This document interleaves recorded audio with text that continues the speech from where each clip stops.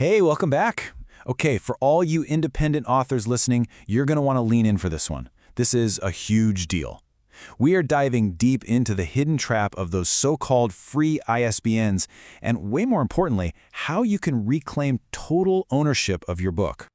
So let me just start by asking you this. Does someone else have the keys to your book? I know, it sounds a little weird, right? But if you've ever used a free ISBN from a big publishing platform, the answer, believe it or not, might be yes. So here's what we're going to cover. We'll start with the free ISBN trap itself, then we'll get into what it means to lose control of your book. After that, we're talking solutions, your relaunch escape plan, some really smart strategies for it, and finally, what that path to true ownership really looks like. All right, first up, the free ISBN trap. This is a classic case of something that seems so easy and so helpful at first, but man, it can cause some major headaches down the road. So what we're really talking about here is something called a platform ISBN. This is that free number you get from a service like Amazon KDP. But, and this is a big but, here's the catch. That ISBN doesn't just identify your book. It permanently ties that specific edition to their service and, crucially, to the account that published it. And that account might not be yours. And look, this isn't just some tiny technical detail. It actually leads to a serious loss of control. It's almost like being put in digital handcuffs. I mean, just look at the difference here. When you own the ISBN, you are the publisher of record. Simple as that. You have full control, full flexibility with distribution. But when you use their free one, suddenly they are the publisher. Your control is limited, your distribution is restricted, and any little update has to go through whoever owns that account. You've basically handed over your autonomy. And in the real world, what that means is you can't take that version of your book and sell it in other stores.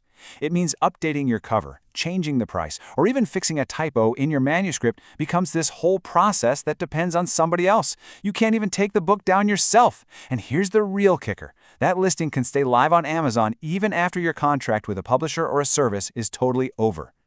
It just creates this situation where you can feel completely, utterly stuck. Why? Because that specific edition of your book, that one unique ISBN, is forever tied to the account that first published it, not to you, the author who actually wrote it. But, and this is important, the good news is you're not actually stuck. There is an escape plan. It's time to take back the wheel. I really want this to sink in. The most important thing to remember is that there is a clear, strategic way forward to get that control back.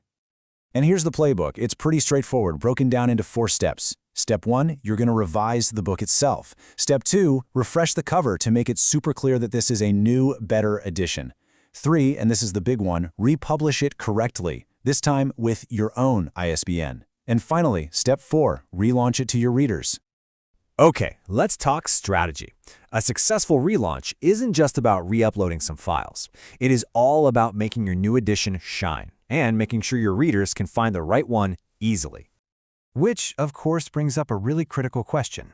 Since that old version might just stay up on Amazon forever, how do you keep your new official edition from competing against the old one that you can't even control? Well, you've basically got 3 main options. First, you can release it as a revised edition. This is perfect if you've updated the content. Or you could add a new, really distinctive subtitle to signal that it's different. Your third option, if that old listing is causing a ton of confusion, is to just go for a completely new title. Just create a clean, total break. The goal, no matter what, is to make it dead simple for your readers to find the right version. So, now that you've got a plan, let's talk about how ambitious you want to be. What does success actually look like for you? We can think about it in 3 levels: good, better, and best.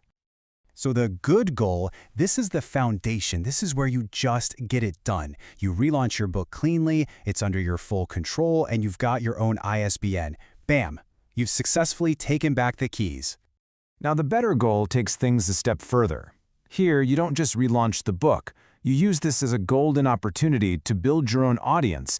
That means maybe starting an email list, selling directly to your readers, so you're not totally at the mercy of Amazon's algorithm. And then we have the best goal.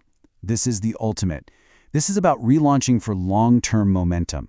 It means getting ongoing support to make sure your visibility and your sales stay consistent long after that launch buzz fades. You're not just getting your book back, you're actually building a sustainable career as an author. So we'll end with this. Now that you know the difference, now that you see the trop of a platform ISBN versus what true ownership looks like, I want you to take a second and really ask yourself, who truly owns your book? The answer to that question might just be the first step to reclaiming your entire author legacy.